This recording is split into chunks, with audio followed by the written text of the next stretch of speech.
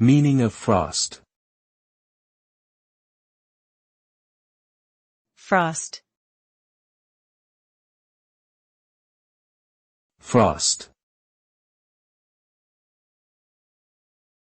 Frost. Frost. Frost refers to the thin layer of ice crystals that forms on surfaces when the temperature drops below freezing point.